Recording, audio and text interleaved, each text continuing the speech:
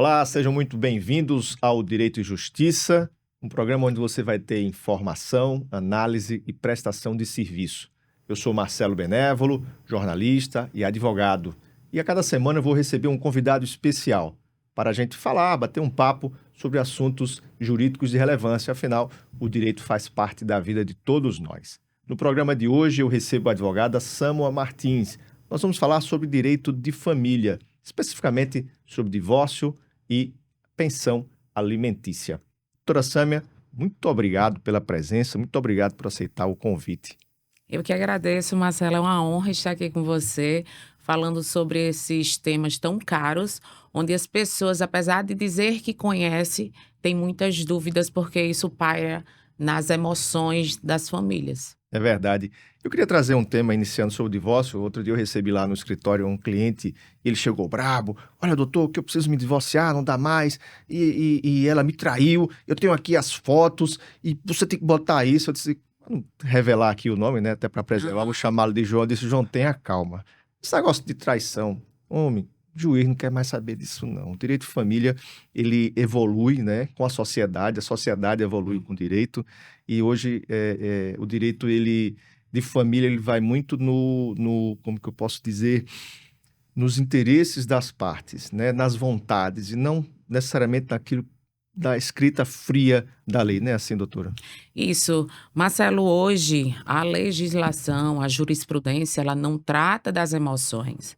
Ela trata do direito da família, do direito da pessoa, pai, mãe, e do direito dos filhos. Então, as emoções, e nesse caso concreto, a traição, ela não é fator determinante para a partilha. O que é a partilha? É a junção de tudo aquilo que foi adquirido de bens, seja ele material, seja ele móveis, imóveis, e ali vai haver uma partilha de acordo com o regime do casamento e a pensão na proporção da possibilidade e necessidade dos seus filhos. Mas ainda existe muita barreira, né, doutora, social, a gente percebe no dia a dia, a mulher às vezes tem aquele receio, eu vou me separar, vou me divorciar, tem medo, e não precisa mais de autorização, ela basta querer, né, assim, a vontade é o que importa. Isso, Marcelo, uma vez procurando, né, um escritório de advocacia, o primeiro passo é regularizar a situação civil daquela pessoa que procurou. Ou seja, se você procurou Marcelo para protocolar o seu divórcio, Marcelo vai peticionar e o primeiro ato do juiz é decretar o fim daquele divórcio. Ou seja, você, de forma imediata, no primeiro despacho do juiz, o juiz deve decretar o seu divórcio. E, paralelamente, na sequência dos atos processuais, você vai ter a partilha de bens, a guarda, como será o direito de visita, assim... Isso É uma sequência de atos, sucessivamente, e essa consequência de atos, Marcelo, é que barreira todo o processo, ele dá um start no processo. Porque o senso de justiça de cada uma das partes é que vai determinar o caminho daquele processo. Eu estou com um processo só para a gente trazer como Então, mais ou menos um né? caso concreto. Um grande empresário, né? Eles construíram uma grande escola aqui em Natal, onde hoje tem vários anexos e a gente tem uma confusão patrimonial porque existe duas empresas, dois CNPJs, mas a confusão patrimonial disso traz uma barreira na divisão desse patrimônio, porque cada um acha que vai ser mais justo ficar com aquilo. E o que é que a lei diz? Que tem que dividir, tem que vender e partilhar 50-50, porque o casamento foi na comunhão parcial de bens. Então, o patrimônio, a divisão do patrimônio e os alimentos é onde causa o maior dissabor. Quando se tem relações muito tensas sempre. Tensas, quando tem um relacionamento onde chega ao fim, diz, olha, a gente chegou ao fim, eu não aguento mais, não é isso que eu quero para minha vida, e a outra parte diz, também não quero. Aí é muito fácil. E sempre eu trago nos meus stories, na minha vida concreta, o meu divórcio. Eu e meu ex-marido, nós decidimos nos separar. E ali, Marcelo, com 24 horas, o meu divórcio já tinha sido protocolado, porque questão de partilha de bens, questão de alimento, questão de guarda, foi tudo determinado de uma forma segura. Porque as pessoas saem dos relacionamentos hoje dentro de um caos. Então, mágoas. muitas mágoas, muitas Deixa dores. levar isso para o processo que acaba atrapalhando, né? Essa tensão na vida em família, né, entre o casal, isso prejudica, vamos dizer, o desfecho dessa relação matrimonial, né? Que começou muito bem com os amores, né, lá atrás, há alguns anos, e termina de uma forma conturbada, e eu percebo que não adianta tensionar, né? Não adianta jogar gasolina na fogueira, né? O É melhor verdade. caminho é sempre o diálogo, na medida do possível, dessas tensões, né? A gente tem uma brincadeira interna que no início do relacionamento é meu bem e no final meus bens. Como isso vai ser?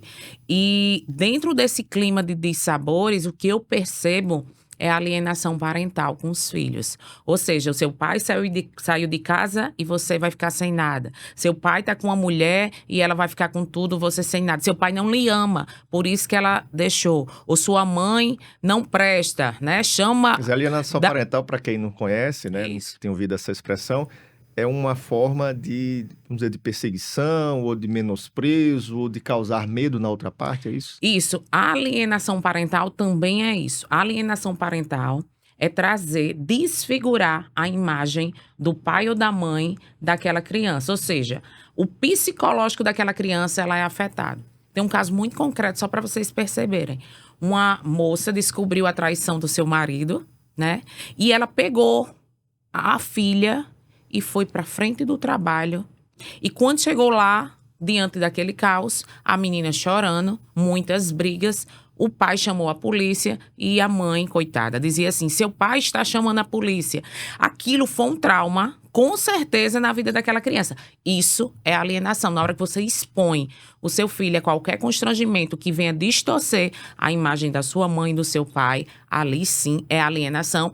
E isso tem punição, Marcelo, porque hoje até o próprio ECA ele garante a saúde Uma proteção psicológica, das crianças. como também a Constituição Federal, né? Então, a proteção da saúde, e eu já estou entrando aqui dentro do ECA, é algo onde entra no psicológico, porque a saúde hoje, como foi dito e saiu a decisão agora, a saúde mental, ela deve sim ser preservada, tanto dentro do ambiente familiar como dentro do ambiente de trabalho, em várias áreas do direito civil. Então, o direito de família é muito extenso e a gente entra e paira por várias searas, onde a gente percebe de que as famílias hoje, elas de fato estão muito, mas muito desajustadas. Uma situação como essa, aí eu acho que quando tem aquele dado de médico louco, todo mundo tem um pouco, o advogado acaba sendo um pouco psicólogo, né? Mas, óbvio, cada profissional na sua área. Existe algum envolvimento, vamos dizer, de uma equipe multidisciplinar em situações como essa, por exemplo, no âmbito, inclusive, da justiça, com atendimento de psicólogos, para que tente minimizar essas tensões entre os ex-companheiros e os filhos, né? Uhum. Marcelo, infelizmente não. Não. Não tem, a justiça ela não tem esse aparato, né, de incluir uma equipe multidisciplinar dentro de um processo de divórcio ou uma dissolução dessa união, no caso, se a pessoa viver em união estável. O que a gente tem é quando demonstrado, né, algum fator que prejudique a saúde da criança, alienação, violação, maus tratos dentro daquela relação totalmente disfuncional, como eu gosto de dizer, ali o juiz pede uma análise da equipe psicológica Do próprio tribunal. do próprio tribunal. Ali existe a equipe técnica, onde aquela equipe vai entender como está aquela criança e quais são os fatores que têm afetado aquela criança dentro daquele contexto de disfunção familiar e que beira a alienação. Dentro desse contexto, o tribunal tem. Fora isso, não. Mas quando chega dentro do escritório de advocacia, é isso que eu trago muito para as pessoas que eu venho mentorar, né? Os jovens advogados, as pessoas que estão iniciando. A advocacia hoje é para além da advocacia, porque quando o seu cliente chega, ele chega regado de muita dor, de muito sofrimento. Então, se você tem dentro do seu escritório de advocacia parceiros, onde você garanta essa saúde emocional, pelo menos dentro do processo, porque se seu cliente ele não tiver as emoções alinhadas e está conectado com você, o processo provavelmente vai chegar onde você não gostaria como profissional. Porque, às vezes, o sucesso de um processo de divórcio, de alimentos, ele necessariamente é fator primordial a parte estar emocionalmente equilibrada, mesmo que seja apenas naquele momento. No dia a dia a gente tem que ter, não ver apenas a letra fria da lei, né? Mas a gente tem que entender o humano. Ali a gente está diante não de um mais um caso, não é mais um número. São vidas, né? São famílias. Realmente a gente tem que ter essa sensibilidade, né? Trazer a advocacia para um lado mais humano, né? Dentro desse contexto da saúde emocional, eu estava com um cliente e ele estava tão abalado emocionalmente que ele não conseguiu ficar dentro da audiência. Ele chorava copiosamente. E olha que a gente faz esse prévio, essa prévia, né, de entender quais são as dores dele, o que ele está sentindo, vamos controlar, está dando aquela segurança ali. Mas o emocional, ele conta muito na hora do caminhar, né, e principalmente na hora da audiência. Doutora, a gente falou no início sobre a questão do divórcio, que em alguns momentos você define, vamos dizer, a separação entre marido e mulher, o fim dessa relação civil, contratual, mas aí tem bens, envolve filhos. No relação a tocante aos filhos, você pode acumular, né, essas questões todas numa ação só, ou você pode, em momentos distintos, definir na avaliação da senhora o que é melhor, né, para quem está nos assistindo? É tentar resolver logo tudo, ou é melhor trabalhar por partes? Vamos fazer cada assunto por vez. Marcelo, eu gosto de trazer essa reflexão para o meu cliente, porque você tem certeza que você quer separar? É isso que você quer? Existe possibilidade de você se reconectar com seu companheiro ou com sua companheira? Se sim, vamos trabalhar apenas a questão dos alimentos e a questão da guarda. E depois a gente trata a questão do divórcio. Melhor, Samuel, é que se de fato você tiver certeza disso, você regularize tudo. Por quê? Porque você está tratando de uma vez só. Depois envolve muitas opiniões. E você não tem controle do que vai acontecer. O que é esse depois, Sam? É a influência da família, é a influência de um amigo. Amigos. São várias escutas ativas, externas, de que pro processo ele não vai ser bom. Porque na hora, às vezes, você faz até um acordo bom. Porque um acordo, gente... E eu estou falando diretamente para as pessoas que estão falando, que estão nos assistindo, Marcela. Acordo, você sempre vai perder alguma coisa. Acordo nunca vai ser melhor para você e ruim para o outro. Tem que ser bom para os dois. E bom para os dois, às vezes, se abre mão de alguma coisa, né? Eu acredito que o acordo é a melhor coisa que se tem. E mesmo que se perca, né? A gente sabe que no dia a dia, quando a gente está diante de uma decisão judicial, a gente sabe que nem sempre vai ser o que um lado quer, nem que o outro quer. Às vezes é ruim até para os dois. Então, mesmo perdendo, eu também costumo sempre ver em todas as situações da nossa vida, né? Isso. Conversar, por mais difícil que seja, numa situação como essa, mas chegar a um entendimento é muito melhor, né? A própria reforma do Código Civil, né, que ainda está sendo ali estudada, ela tem como meta não interferir tanto na vida das famílias. A meta, de fato, é moldar e deixar muito direcionado como os modelos familiares. Hoje, o modelo familiar é ainda pai e mãe, né? O modelo familiar que se tem hoje, de fato, o do direito é mãe e pai. Mas, de fato, no dia a dia, são os meus, os seus e os nossos. Hoje é tia que cuida de sobrinho. Hoje é casais homoafetivos que não têm filho e são família, família. Casais que adotaram, que é a área que eu mais amo, né? Que é ver famílias sendo constituídas. Então, hoje a família, ela tá muito plural. E o Código Civil vem para regularizar isso e deixar isso muito direcionado, porque ainda é muito amplo. Com relação ao direito de convivência dos filhos, eu fico triste, Marcelo, porque é um juiz, uma pessoa que não tem nada a ver com a relação, que determina o tempo que o filho vai ficar com o pai. Então, assim, pai que exerce o direito de visita, exerce o direito de convivência, não olhe apenas para o que está no papel. Seu filho, ele precisa de afeto, precisa de amor. E a ausência de afeto e de amor nessas crianças, em detrimento de divórcios disfuncionais, tem levado a crianças a depressão, transtorno de ansiedade e várias outras coisas. Um assunto também muito polêmico que gera muita controvérsia há no imaginário das pessoas na hora que acontece uma situação de divórcio é sobre a pensão alimentícia, né? Há no imaginário que é 30%. Ninguém Isso. sabe é 30% sobre o quê, né? Sobre o salário mínimo, é 30% sobre o que se ganha, né? É bom a gente esclarecer, não existe isso, né? Acho que é a possibilidade de cada um, é a necessidade, né? Como Isso. é que isso se processa, doutora? Marcelo, a gente tem um caso muito famoso, que é daquele cantor Wesley Safadão, né? Ele tem um patrimônio milionário e ele queria dar um percentual do seu prolabore. Só que, na verdade, ele tem uma vida milionária.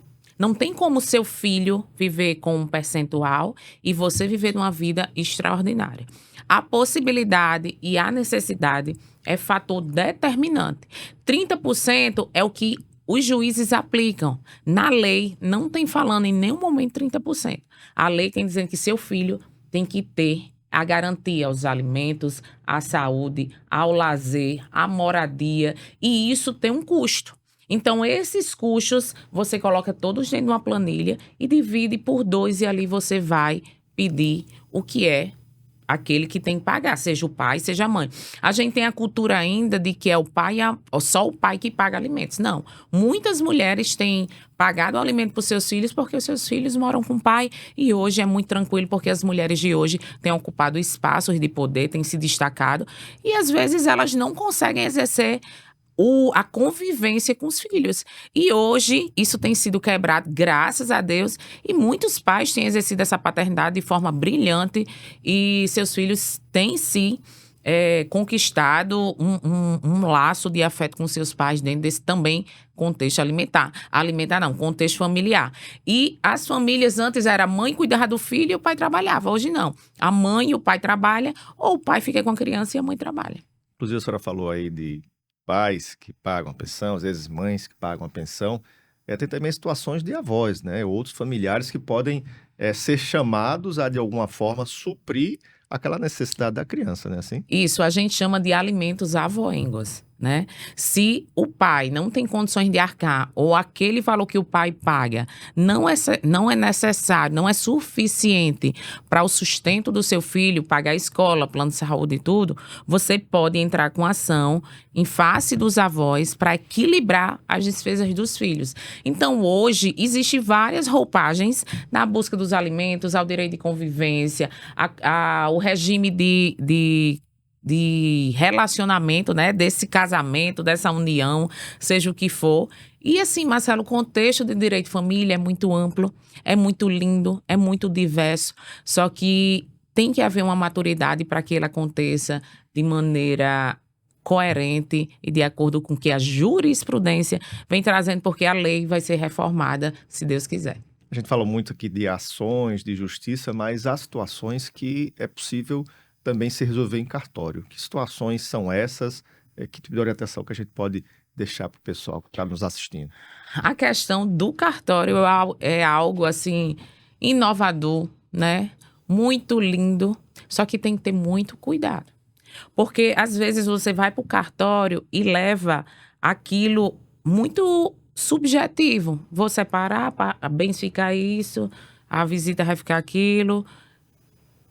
Marcelo, um divórcio bem feito, ele precisa ter cláusulas. E na hora que você contrata Marcelo para fazer isso, ou me contrata, esse divórcio, ele vai ser regido como um DNA. Um cartório, você até protocola uma petição. Só que eu acho que o peso de uma sentença transitada em julgada, ela tem muito mais força. Então, assim, o divórcio pode ser protocolado no cartório, os alimentos. Hoje, o inventário extrajudicial é um grande avanço. E essas possibilidades, ela tem um custo-benefício muito mais em conta, que na maioria das vezes as pessoas não têm condições de investir em um bom advogado experiente. E isso possibilita essa regularização de forma mais assertiva. Eu acho que é algo que a gente precisa debater mais para que as pessoas até conheçam. As pessoas ainda não têm muita clareza e há a necessidade de advogado. Você só protocola um divórcio, você só protocola um inventário se você tiver um advogado assinando a petição. Então, sua petição, ela vai necessitar de um advogado, só que o custo, com certeza, vai ser muito mais em conta e o tempo. Né, a questão do tempo, porque infelizmente o judiciário ele é moroso e esperamos de que isso venha mudar com o tempo. Então, recebi aqui a doutora Sâmua Martins, advogada, falamos um pouco sobre divórcio, sobre alimentos. Agradeço a sua audiência, agradeço a participação da doutora Sâmua e a gente se vê no próximo Direito e Justiça, cada semana sempre recebendo um convidado especial. Doutora Sâmua. Muito obrigada, é um prazer estar aqui com você, dizer para as pessoas que estão em casa de que regulem suas emoções, entenda o processo e tudo vai dar certo. Tá bom então, obrigado. Até lá, tchau.